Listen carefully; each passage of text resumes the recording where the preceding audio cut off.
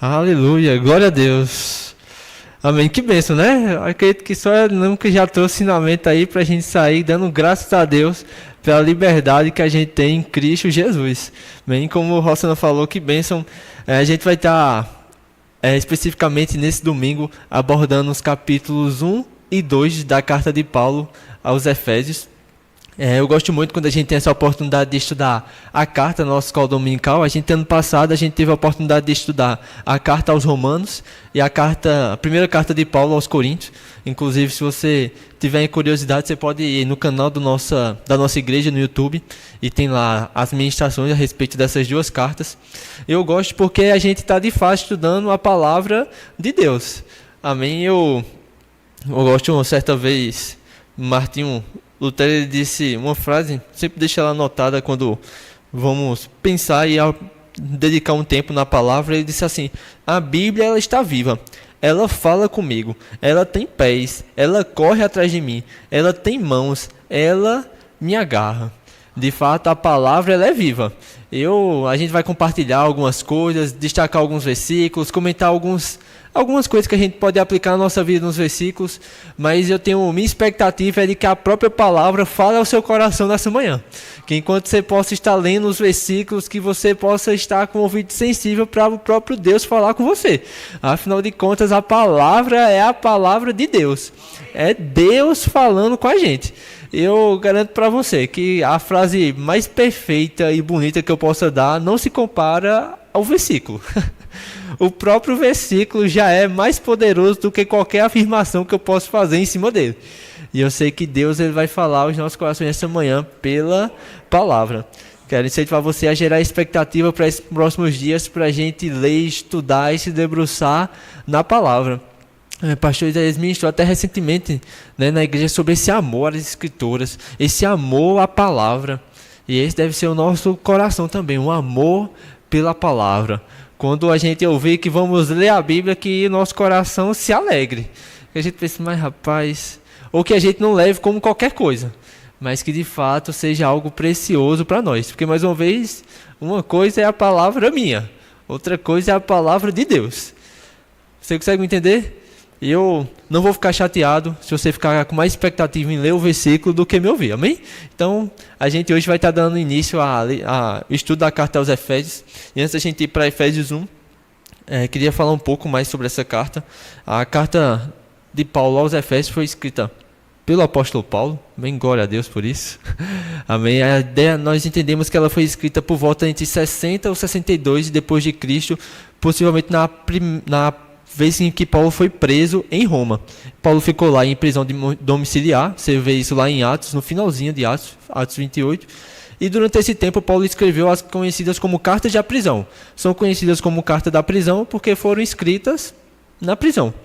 Possivelmente, foi nesse período que Paulo escreveu Colossenses, Filipenses, Filemon e a carta que a gente vai ler aos Efésios. Existem algumas divergências, alguns pensamentos sobre o propósito da carta aos Efésios. Éfeso era a capital ali da Ásia Menor, e algumas pessoas entendem que a carta aos Efésios não foi escrita para a igreja específica de Éfeso. A gente vai ver algumas coisas durante esses próximos dias, e diferente de algumas igrejas, algumas cartas que Paulo escreveu, Paulo destaca muito pontualmente alguns problemas daquela igreja, algumas coisas que eram enfrentadas entre os membros daquele lugar, ou algumas salvações bem específicas para algumas pessoas, mas a carta de Paulo aos Efésios não apresenta algumas dessas características tão específicas, o que faz alguns acreditarem que ela seja uma carta mesmo circular. Uma carta circular era uma carta feita para circular entre as igrejas. Então a ideia é que essa carta fosse lida em Éfeso e nas outras igrejas da região. Paulo tem essa característica em muitas de suas cartas. Você vai ver a carta de Paulo aos Colossenses, ele diz, olha, que essa carta também seja lida lá em Laodiceia. Como eu também vi a de Laodiceia, se leia entre vocês. Já alguns vão afirmar que a carta aos Efésios, talvez o propósito dela ter sido escrita, tenha sido justamente tranquilizar os irmãos, após a prisão do apóstolo Paulo. Afinal de contas, Paulo preso em Roma, Paulo envia cartas para mandar notícias para tranquilizar com relação à sua prisão e esse tempo para ele. Amém? E aí eu queria ler com vocês em Efésios capítulo 1, no versículo 1. Efésios capítulo 1, no versículo 1.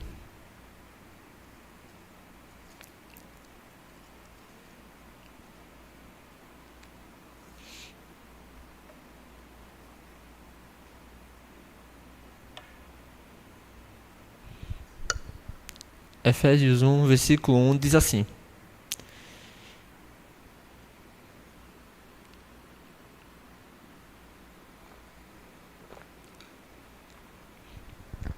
Paulo, apóstolo de Cristo Jesus, pela vontade de Deus, aos santos que estão em Éfeso e fiéis em Cristo Jesus.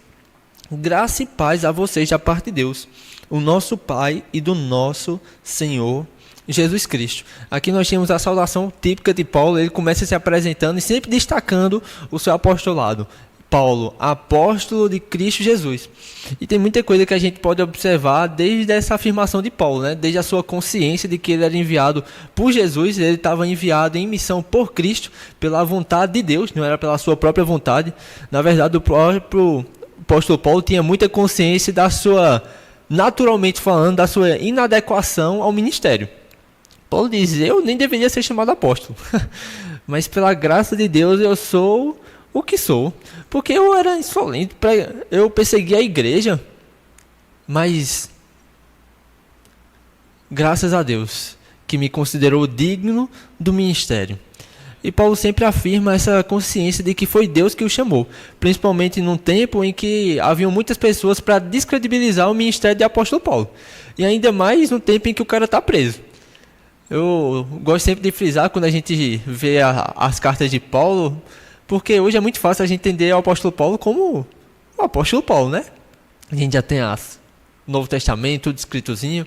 Você imagina, a notícia chega aí, o líder da sua igreja está preso.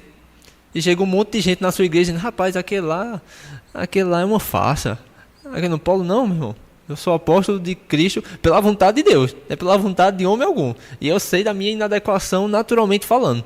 E aí eu gosto que ele diz: aos santos que estão em Éfeso e fiéis em Cristo Jesus.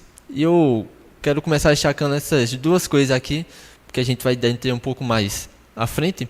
Mas Paulo escreve aos santos, amém? Você é santo, amém? Nós não somos pecadores, não vivemos agora mais rendidos ao pecado. Como Rosana bem falou aqui, nós vencemos o pecado, nós somos libertos do pecado. Essa consciência de que agora a vida cristã é uma vida difícil, em que a gente sofre pelo pecado, em que é uma luta interminável, que é difícil para a gente. Isso não existe mais para nós, meu irmão. 1 João diz que os mandamentos de Deus não são pesados. De fato, para viver uma vida de santidade, a gente vai renunciar à nossa carne. Mas isso não quer dizer que é uma luta em que a gente está fadado a perder. Você consegue me entender o que eu estou querendo dizer? Às vezes as pessoas falam: cara, venceu o pecado. Rapaz, é um negócio... Você vai ter que colocar a sua carne no lugar. Mas você tem o poder em Cristo para fazer isso já, meu irmão. Para viver uma vida de santidade, uma vida que agrada a Deus. Aos santos que estão em Éfeso, fiéis em Cristo Jesus. E essa é uma característica que eu tenho pensado muito há um tempo atrás, sobre essa nossa fidelidade de permanecer em Cristo, independente do que se levante. Um texto que tem falado muito ao meu coração há um tempo, é quando Paulo fala em Romanos, no capítulo 8, que nós somos, por meio de Cristo, mais do que vencedores. Aí ele diz: porque nem morte, nem vida, nem anjos, nem principados, nem as coisas do presente ou do porvir, nada poderá nos separar do amor de Deus. Versículos antes ele diz: por amor a ti, nós somos entregues à morte todo dia. No versículo anterior ele ainda diz, é quase uma leitura ao contrário, mas no versículo anterior ele diz: o que é que vai nos separar? Será a fome? Será a perseguição?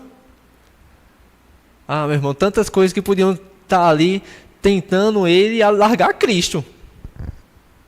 Eu gosto, apesar de ter algumas minhas ressalvas próprias com relação ao filme Paulo, Apóstolo de Cristo, não sei quantos aqui já tiveram a oportunidade de assistir. Apesar de ter umas coisas pessoais com um detalhe ou outro, mas eu não quero me deter agora. Eu gosto muito de uma cena em que Lucas vai para a prisão e tá lá os crentes, os cristãos na prisão ali, e aí eles perguntam: e aí, você sabe o que é que vai acontecer com a gente? E ele diz: amanhã vão ser os jogos.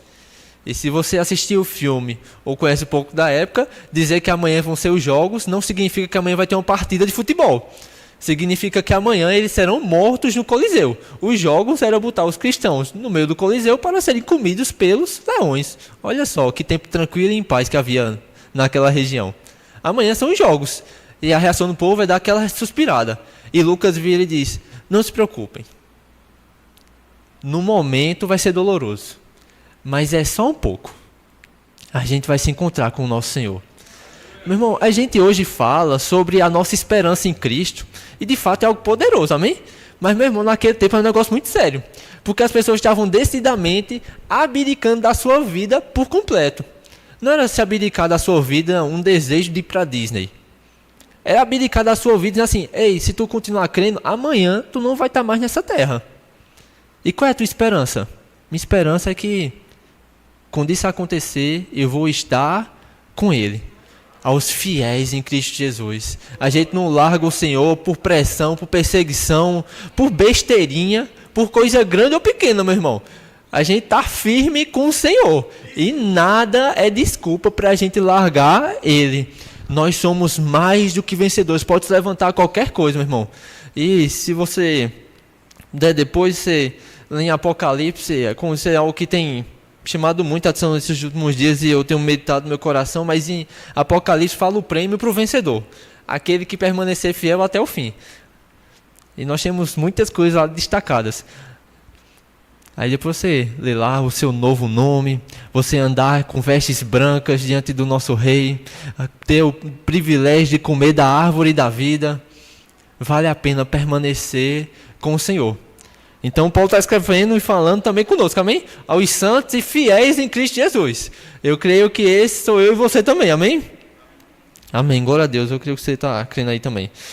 Versículo 3 diz assim: bendito seja o Deus e Pai do nosso Senhor Jesus Cristo, que nos abençoou com todas as bênçãos espirituais nas regiões celestiais em Cristo. É sempre bom a gente lembrar desse versículo para nós lembrarmos que nós já fomos abençoados, amém, meu irmão? Nós não estamos correndo tentando ver se Deus nos abençoa, tentando nos esforçar para ver se Deus vai com a nossa cara. Eu gosto que em Mateus 6, quando Jesus está ensinando sobre orar, Jesus diz aí: quando vocês forem orar, não orem como os gentios que acham que por muito repetir serão ouvidos.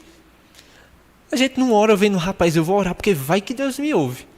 Ah, se Deus me abençoar. Ah, se Deus for por mim. Meu irmão, você já foi abençoado com todas. Você não foi nem com uma bençãozinha só, não.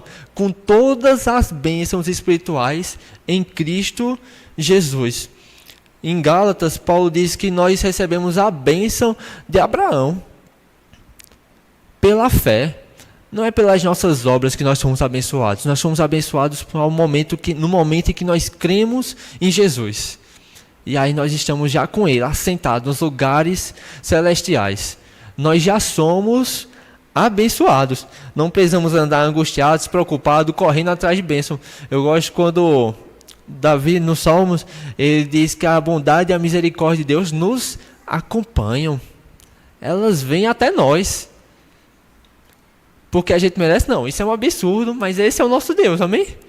E é interessante a gente destacar isso, como a gente vai ver daqui a pouco. Você vai ver Paulo destacando esse amor de Deus, essa graça de Deus. E sabe, essa carta de Paulo ao povo de Éfeso e da região, eles eram gentios anteriormente, cultuavam outros deuses. E esses cultos a outros deuses iam desde crenças em seres elementares que estão no ar, que estão na natureza, culto a todo tipo de coisa e a todo tipo de Deus. Se você lembra do seu tempo de escola, os deuses gregos, os deuses daquela época, não eram deuses bons como o nosso Deus. Era tudo havia acontecia entre os deuses: ciúme, inveja, briga, um traindo o outro.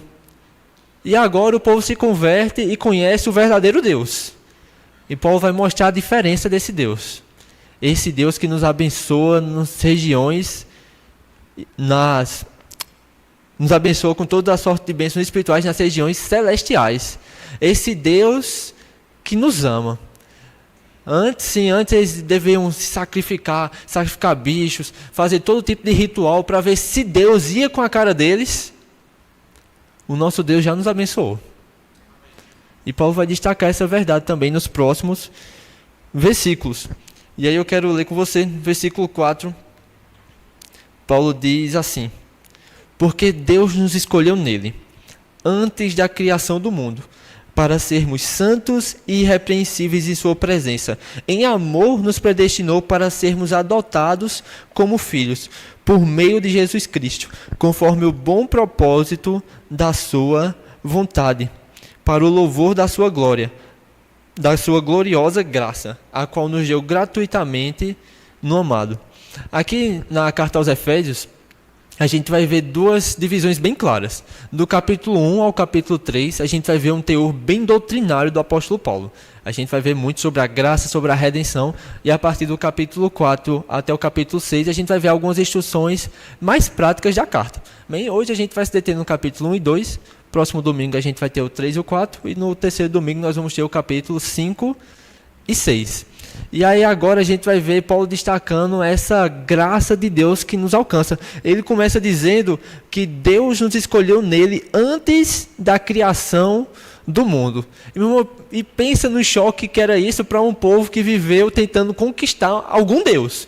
Não é nem conquistar o Deus, né? Era conquistar algum Deus que fosse a seu favor.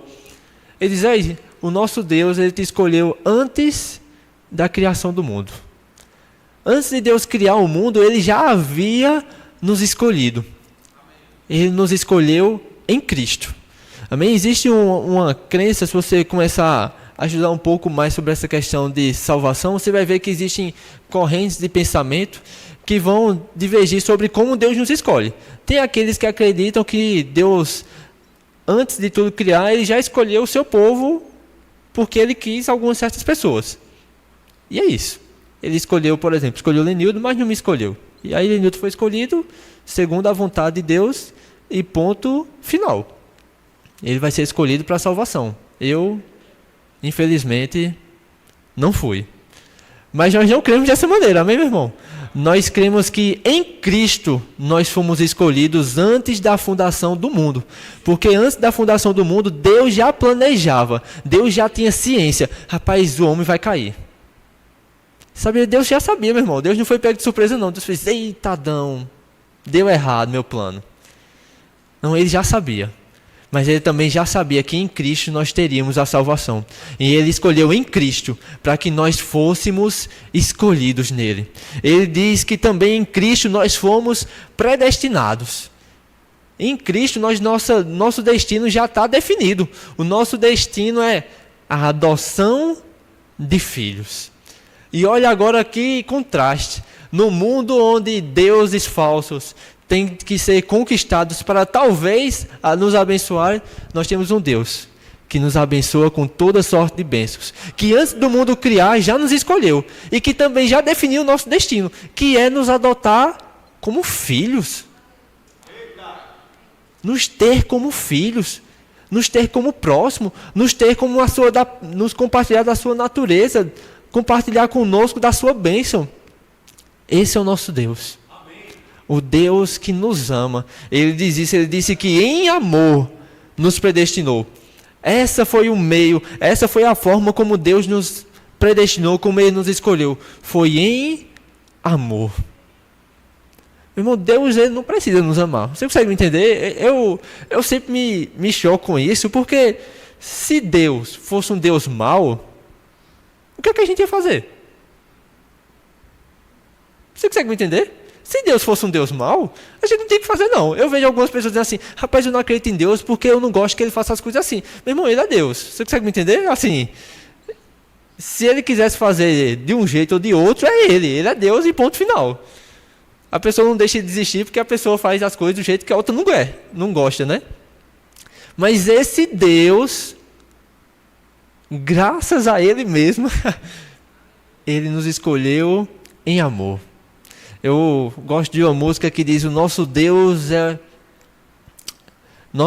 um Deus poderoso, Ele reina sobre os céus com sabedoria, poder e amor. Essa letra marcou muito a minha vida há uns anos atrás, porque foi quando eu comecei a pensar, meu Deus, o Senhor reina com sabedoria. Ele é mais sábio do que eu e você. Não importa o quanto a gente seja sabido, entendido da vida, Ele entende mais do que nós. Até a gente se preocupa demais, eu fico agoniado com os caminhos da nossa vida, mas Deus ele é mais sábio do que nós.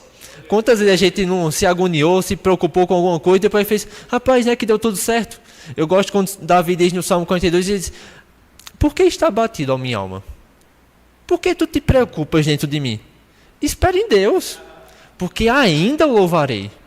Ei, Deus sabe o que faz, ainda o louvarei. Aí a música diz, ele é sábio, ele reina com sabedoria, com poder. O nosso Deus, ele é poderoso. É em Efésios que a gente vai ver nos próximos domingos aí, aquele que é poderoso para fazer infinitamente mais daquilo que pedimos ou pensamos. A gente vai ver daqui a pouco também esse poder de Deus. Ele é poderoso. Mas saber que ele é sábio e poderoso, talvez não mudasse tanto a nossa vida se ele não nos amasse. Porque ele é sábio, ele é poderoso e ele também reina com amor. E aí nós somos alcançados por essa sabedoria e por esse poder. Porque tem muita gente sábia e poderosa usando o seu poder e da sua sabedoria para nos prejudicar. Mas o nosso Deus não. Ele é sábio e poderoso mais do que qualquer um. E ele nos ama. Em amor ele nos escolheu. Em amor nós fomos predestinados por meio de Jesus Cristo. E eu, antes de... Não, melhor, a gente vai deixar para fazer isso já. Quero ler com você no versículo 7. Ele diz, nele temos a redenção por meio do seu sangue, o perdão das transgressões, de acordo com as riquezas da sua graça, a qual ele derramou sobre nós com toda a sabedoria e todo entendimento. Aleluia, nós temos por meio do seu sangue o perdão das transgressões. Sabe, irmão, eu creio mesmo que esse é o momento de nós nos lembrarmos daquilo que o Senhor fez por nós. Logo mais à noite nós vamos ter o nosso culto de ceia e nada melhor do que nós podermos ceiar lembrando do seu sacrifício que ele fez por mim e por você, o perdão das nossas transgressões por meio do seu sangue. Pedro vai dizer que foi um sangue inocente. Não foi com prata ou ouro que nós fomos resgatados do nosso fútil, do nosso procedimento vão, mas pelo precioso sangue de Jesus. Nós fomos perdoados, nós fomos alcançados. Ele disse, isso foi de acordo com a riqueza da sua graça, a qual ele derramou sobre nós. Mais uma vez, não foi porque a gente foi bonzinho demais, bonito demais, foi por conta da sua graça.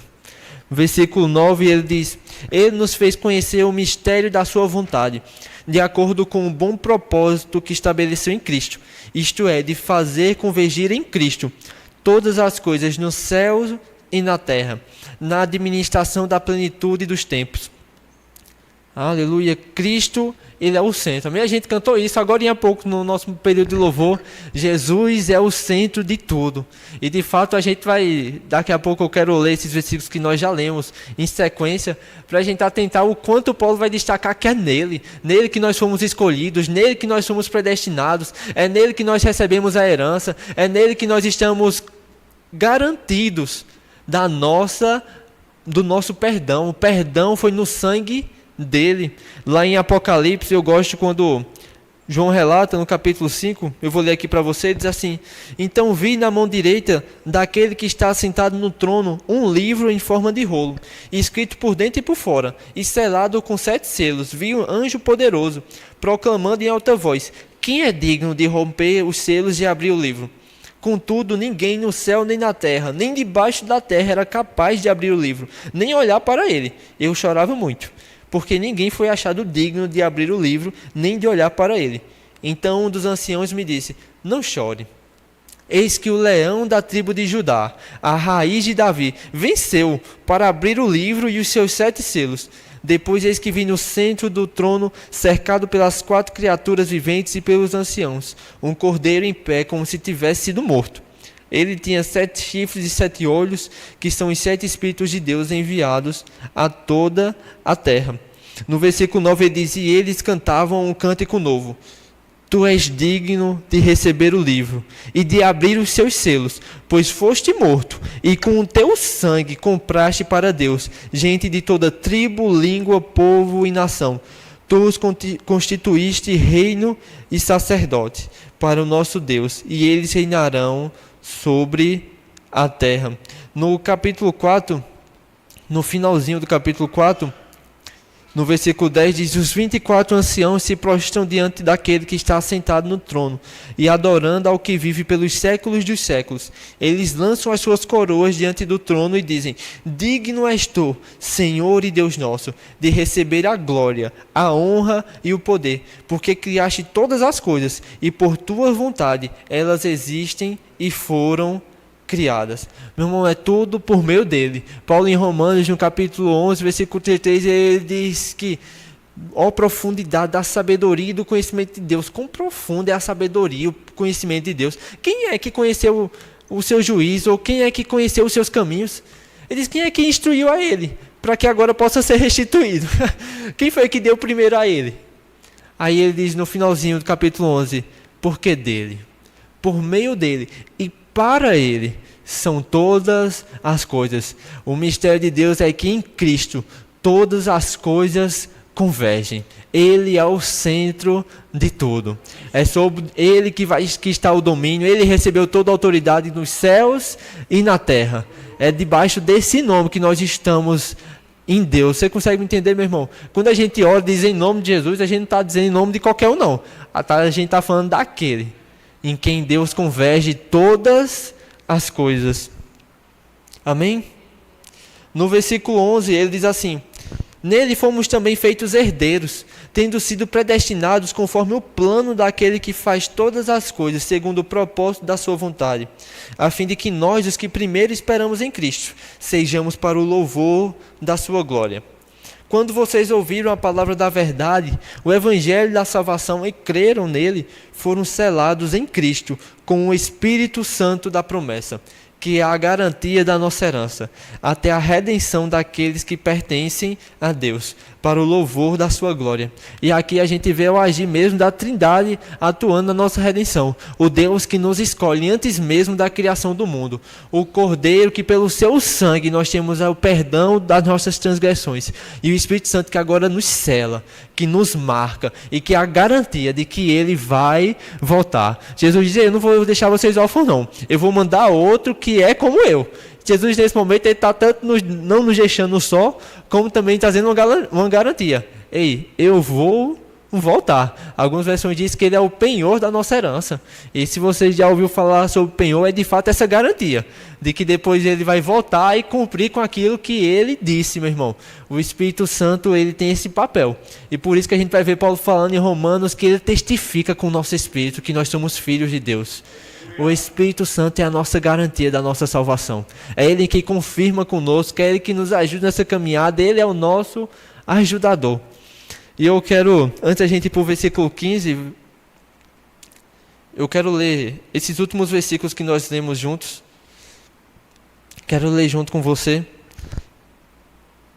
corrido, porque eu quero juntamente com você admirar mesmo como a palavra destaca o como nós somos alcançados nele. Eu quero que você atente para isso mesmo. Cristo é o centro da nossa fé, meu irmão. Não existe cristianismo sem Cristo. Não existe evangelho sem aquele que é a boa nova. Paulo diz em Efésios capítulo 1. Opa, estou em Apocalipse, calma aí. Efésios capítulo 1. A partir do versículo 3 diz: bendito seja o Deus e Pai do nosso Senhor Jesus Cristo, que nos abençoou com todas as bênçãos espirituais nas regiões celestiais em Cristo, porque Deus nos escolheu nele, antes da criação do mundo, para sermos santos e sem culpa diante dele. Em amor nos predestinou para sermos adotados como filhos, por meio de Jesus Cristo, conforme o bom propósito da sua vontade, para o louvor da sua gloriosa graça, a qual nos deu graciosamente por meio do amado. Nele temos a redenção por meio do sangue, o perdão das transgressões, de acordo com as riquezas da sua graça, a qual ele derramou sobre nós, com toda a sabedoria e todo entendimento. Ele nos fez conhecer o mistério da sua vontade, de acordo com o bom propósito que estabeleceu em Cristo, isto é, de fazer convergir em Cristo todas as coisas nos céus e na terra, na administração da plenitude dos tempos. Nele fomos também feitos herdeiros, tendo sido predestinados conforme o plano daquele que faz todas as coisas, segundo o propósito da sua vontade, a fim de que nós, os que primeiro esperamos em Cristo, sejamos para o louvor da sua glória. Quando vocês ouviram a palavra da verdade, o evangelho da sua salvação, e creram nele, foram selados em Cristo, com o Espírito Santo da promessa, que é a garantia da nossa herança, até a redenção daqueles que pertencem a Deus, para o louvor da sua glória.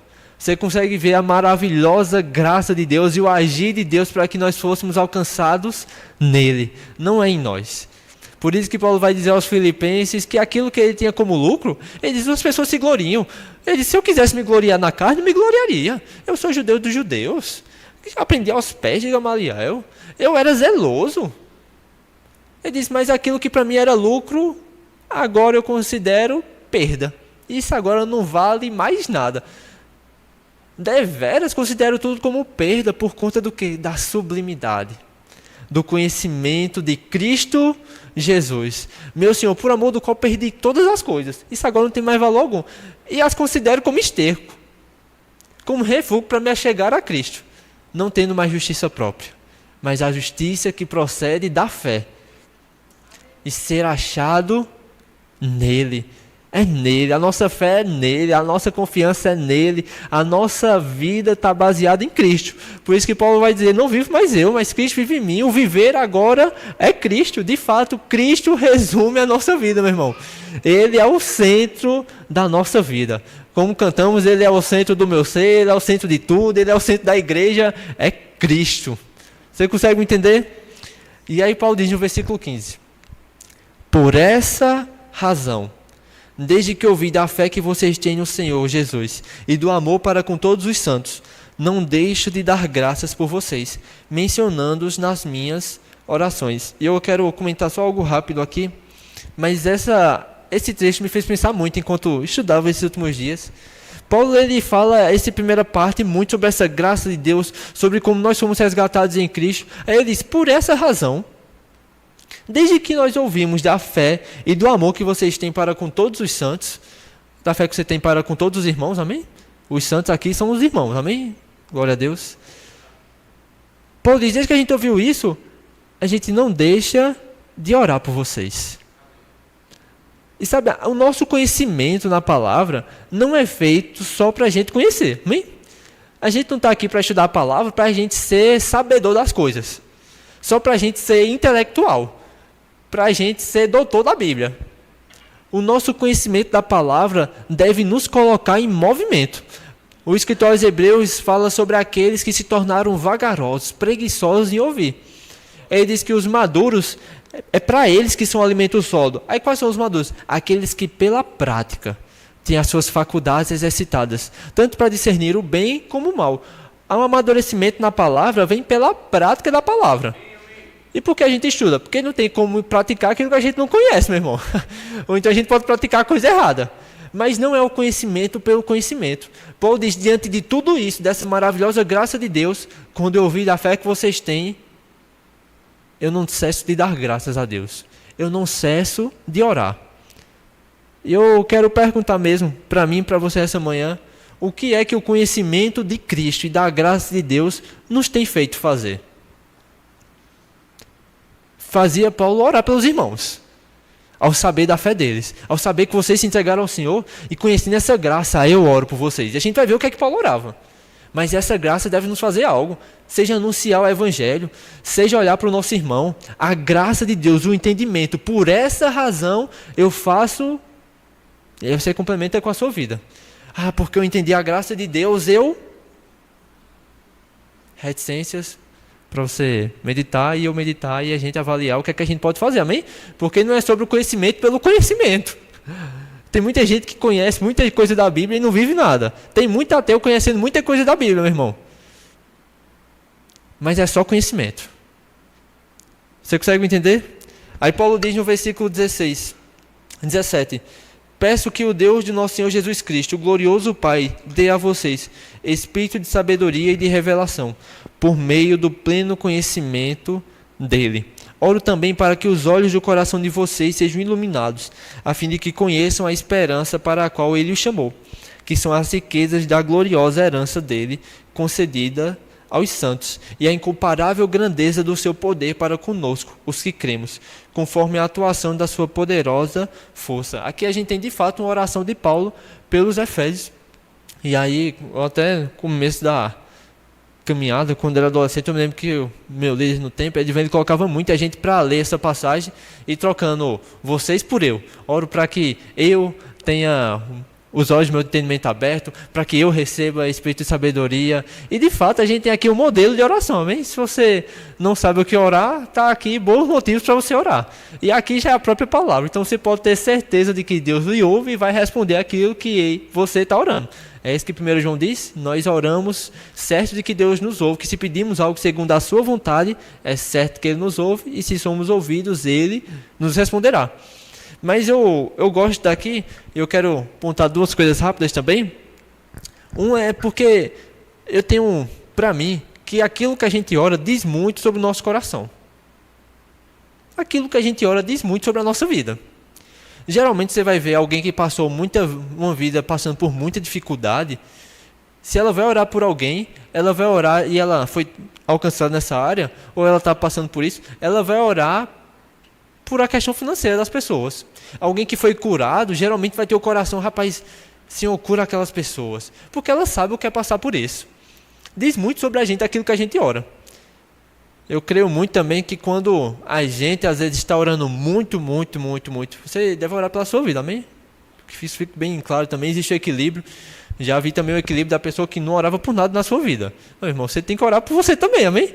Paulo diz para Timóteo, cuida de ti mesmo e da doutrina, porque fazendo assim você vai alcançar tanto a você como os outros. Então, tenha o seu cuidado com você. Mas eu creio também que se a gente só ora sempre por nós, isso também diz muito sobre nós.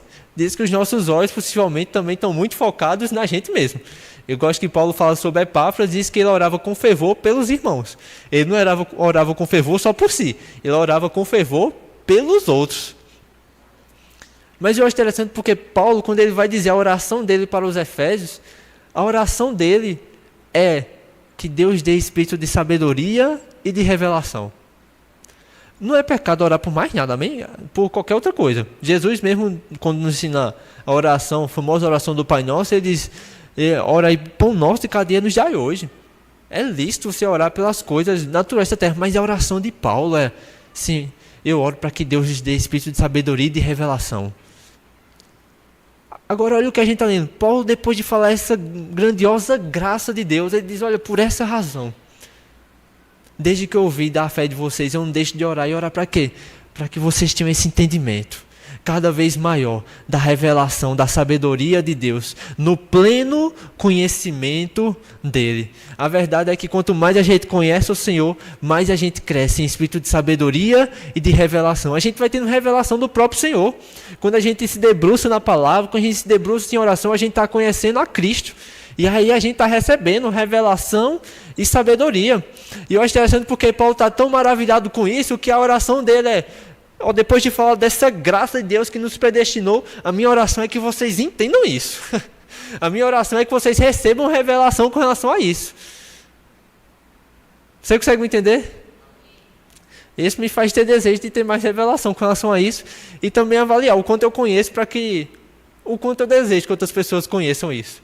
Porque para mim parece que Paulo está tão imerso e com o coração tão fervoroso sobre a graça de Deus sobre nós, que a oração dele é que ele lhes dê espírito de sabedoria e revelação. E qual outra coisa? E que os seus olhos sejam iluminados. Para quê? Para que vocês entendam a riqueza da sua herança. A riqueza da sua herança nele.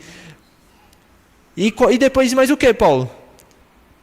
E a incomparável grandeza do seu poder para conosco, os que cremos. Conforme a atuação da sua graça, versículo 20, Deus exerceu esse poder em Cristo, ressuscitando-o dentre os mortos e assentando à sua direita nas regiões celestiais, muito acima de todo governo e autoridade, poder e domínio, e de todo nome que se possa invocar, não apenas nesta era, mas também na que há de vir. Deus colocou todas as coisas debaixo dos pés dele e o designou cabeça de todas as coisas para a igreja, a qual é o seu corpo, a plenitude daquele que enche todas as coisas em tudo. Paulo diz, a minha oração é para que vocês recebam espírito de sabedoria e de revelação, que os seus olhos sejam iluminados. Para quê? Para atentar para a herança que vocês têm nele. E que de fato esse seja recair sobre as nossas vidas também. Que essa seja a nossa oração.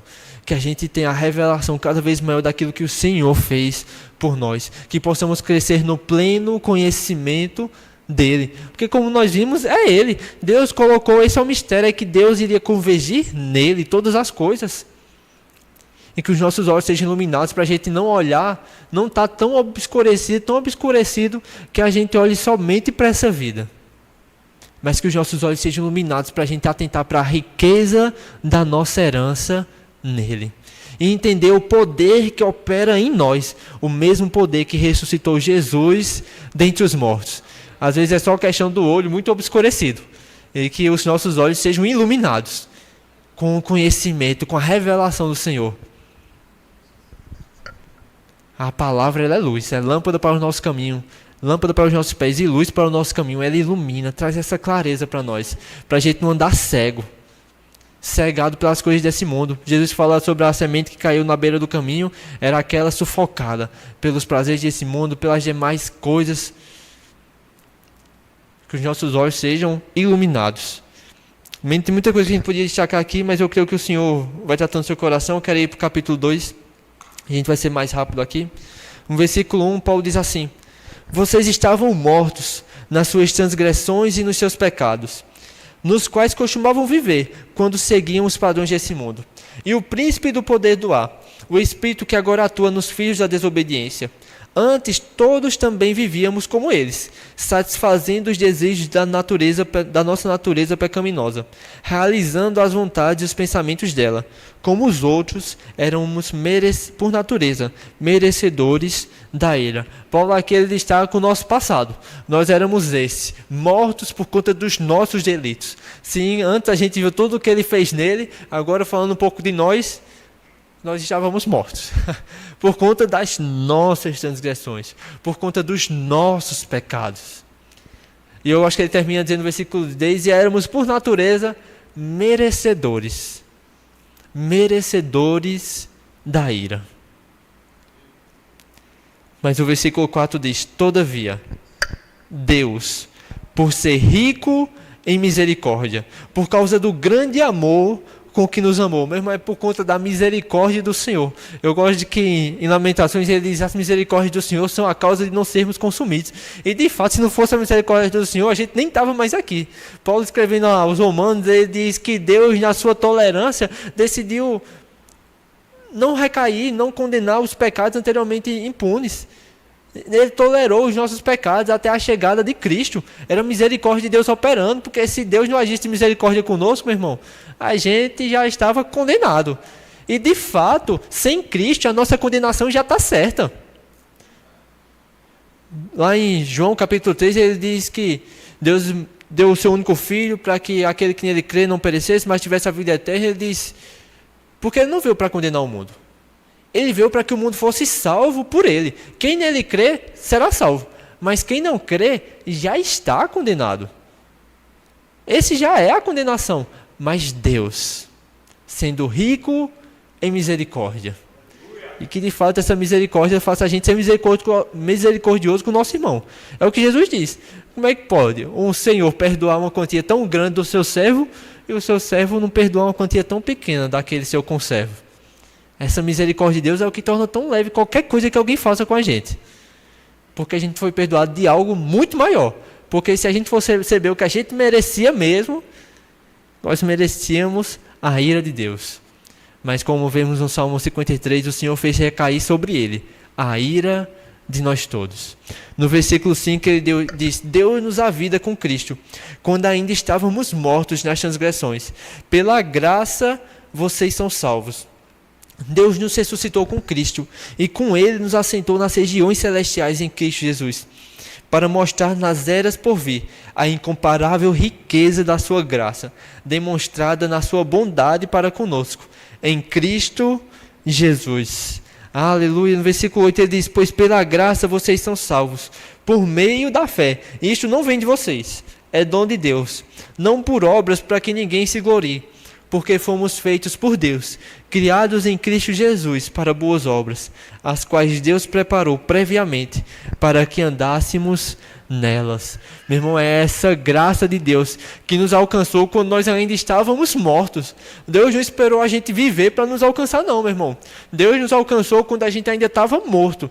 E isso é bom a gente lembrar por duas coisas aí, muitos motivos na verdade, né? Mas eu gostaria de destacar dois. Um, para que a gente lembre que essa graça alcança o perdido também quando ele está morto.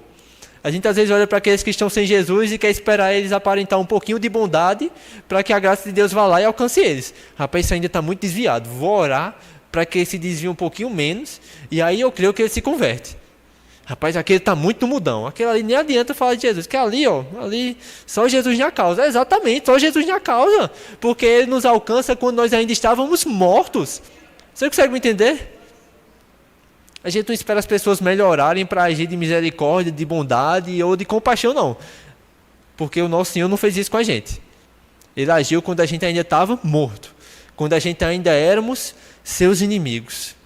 E que gratidão deve haver no nosso coração por aquele que nos alcançou quando nós ainda estávamos mortos. Eu gosto do Salmo 116, se não me falha a memória, quando ele diz que da morte ele livrou minha alma, da queda os meus pés e das lágrimas os meus olhos. Eu acho isso tão incrível, meu irmão.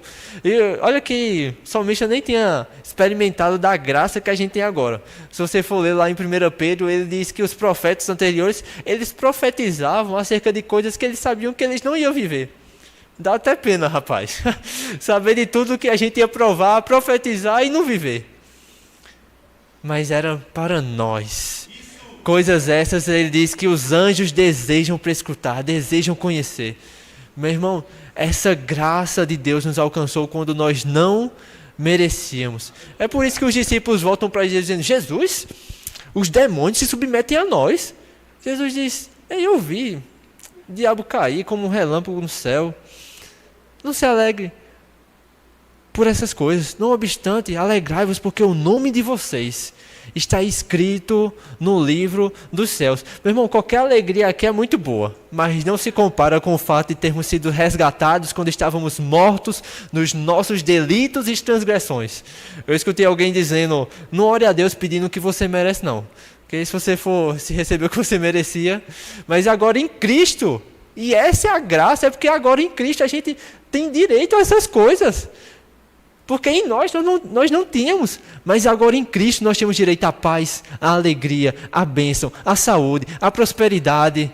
A nós, que pelas nossas transgressões não merecíamos. Mas agora, como nós lemos no início, ele diz que ele nos escolheu para sermos santos e irrepreensíveis. Muito obrigado. Outras versões vai dizer sem culpa. E essa é a graça, ele nos chama agora para isso. A gente merecia viver culpado? Merecia. Mas ele não quer isso da gente. Deus não quer te ver vivendo: meu Deus, Senhor, eu sou tão culpado de todas as coisas. Paulo diz: olha, eu nem merecia ser apóstolo, mas pela graça de Deus hoje eu sou o que sou. E agora eu dou graças a Deus. Eu não vivo pedindo perdão, eu vivo dando graças a Deus pela misericórdia dele que nos alcança. Não é sobre esquecer e anular que a gente já viveu uma vida, mas é sobre não viver mais preso nisso. Porque como o próprio Paulo falou, nenhuma condenação há mais para os que estão em Cristo Jesus. Versículo 11, ele diz: portanto, lembre-se de que antes vocês eram gentios por nascimento e chamados em circuncisão pelos que se chamam circuncisão, feita no corpo por mãos humanas. E que naquela época vocês estavam sem Cristo, separados da comunidade de Israel, sendo estrangeiros quanto às alianças da promessa, sem esperança e sem Deus no mundo. Esse era eu e você, mesmo irmão. Aqui Paulo está falando para o povo que não era judeu antes de se converter a Cristo. E esse era eu e você. Sem Deus, sem esperança. Versículo 3. Agora, porém, em Cristo Jesus, Vocês que estavam longe foram aproximados pelo sangue de Cristo, pois ele é a nossa paz, o qual de ambos fez um, e destruiu a barreira, o muro de inimizade, anulando no seu corpo a lei do mandamento, expressa em ordenanças. O objetivo dele era criar em si mesmo dois mundos, dos dois um novo homem, e assim estabelecer a paz, e reconciliar com Deus os dois em um só corpo, por meio da cruz, pela qual ele destruiu a inimizade. Ele veio e anunciou paz a vocês que estavam longe, e paz aos que estavam perto. Pois por meio dele, ambos temos acesso ao Pai, por um mesmo Espírito. Portanto, vocês já não são mais estrangeiros, nem forasteiros, mas concidadãos dos santos, e membros da família de Deus, edificados sobre o fundamento dos apóstolos e dos profetas, tendo Jesus Cristo como pedra angular, no qual todo edifício é ajustado e cresce, para tornar-se um templo santo no Senhor. Nele vocês também estão sendo edificados, juntos, para se tornarem morada de Deus por seu Espírito. Meu irmão, nós éramos forasteiros, estrangeiros, mas Deus nos alcançou. E de fato o Evangelho é sobre unidade, meu irmão. É sobre agora independente de onde você é, de qual a sua origem, o que importa é que agora todos nós chegamos em Cristo. Chegamos a Deus por meio de Cristo, pelo mesmo Espírito. Nós fazemos parte do mesmo corpo. Ele quebrou esse muro de inimizade que havia. Para a gente talvez não seja algo tão grande, mas naquela época a divisão entre judeus e gentios era uma coisa muito grande. Os judeus, Pedro teve que ter uma visão. Deus falar com ele, o Espírito lhe conduzir para a casa de Cornélio para ele pregar o evangelho para o gentio. E quando ele voltou, ainda teve que dar satisfação para os outros. Ei, Pedro, a gente soube que estava lá no meio dos gentios. Aí Pedro, não, é porque eu tive uma visão. Aí ele vai explicar. Eu vi cair sobre eles o Espírito Santo. Mas em Cristo Deus desfez toda a barreira e nos fez unir em um só povo. Meu irmão, se Deus une povos tão diferentes, o que dizer eu e você, amém? Nós devemos andar mesmo em unidade no Senhor. E ele diz aqui, agora, portanto, não são mais estrangeiros, nem forasteiros, mas concidadãos dos santos e membros da família de Deus. Meu irmão, nós somos de fato essa família de Deus. Nós de fato somos irmãos uns dos outros. E de fato esse deve ser o nosso coração, de um para com o outro. É por isso que a gente vai ver Paulo falando tanto sobre nós nos alegrarmos uns com os outros, nos entristecermos uns com os outros. Gálatas diz que nós deveríamos fazer sempre o bem, principalmente aos da família da fé. Nós estamos aqui caminhando juntos para o mesmo céu, porque nós estamos seguindo o nosso mesmo Senhor, aquele que é o centro das nossas vidas. Você consegue me entender? Todos nós estamos voltando os nossos olhos, a nossa vida para o mesmo Senhor. É o mesmo centro, é o mesmo objetivo, é o mesmo autor, o mesmo consumador. A gente está aqui mesmo caminhando nessa certeza daquele que nos alcançou, que enviou o seu Espírito, que ele vai voltar e ele vai alcançar toda a sua igreja, a igreja que é a plenitude dele. Ele é o cabeça. Nós somos o seu corpo. Amém? Eu queria orar com você. Pai, nós te damos graça, Senhor, por essa manhã. Sim, Pai, obrigado pela sua graça, Senhor, que nos alcança, Senhor. Obrigado, Senhor. O salmista diz: quem é o homem para que dele te lembre, Senhor? Senhor, como é bom ver o seu amor e a sua misericórdia demonstrada, Senhor, a nós, Senhor, nos alcançando quando nós nem merecíamos, Pai. Sim, Senhor, o seu imenso amor, Senhor. Obrigado, Senhor, pela sua rica misericórdia, Senhor. Obrigado pela sua bondade que nos alcança, Senhor, quando nós estávamos longe, Senhor. Quando nós não víamos esperança, nós estávamos sem Deus, Senhor. Mas pelo teu sangue, pela cruz, o Senhor nos uniu no Senhor, Pai. Nós somos gratos ao Senhor, Pai. Que de fato a revelação da tua palavra, da tua salvação, Pai, esteja abundante nos nossos corações, Senhor. Que os nossos olhos sejam iluminados, Senhor, para entendermos a riqueza da nossa herança, Senhor. Para entendermos o poder, Senhor, que opera dentro de nós, Senhor. Sim, Senhor, para nós vivermos, Pai, na prática dessa palavra, Senhor. Não queremos, Pai, abundar apenas em conhecimento, Senhor. Mas queremos, Pai, que esse conhecimento, Pai, sim, Pai, resulte, Pai, numa vida, Pai, segundo o seu coração, Pai. Nós te damos graças, Senhor, pela sua palavra, Senhor. que fala aos nossos corações, Senhor.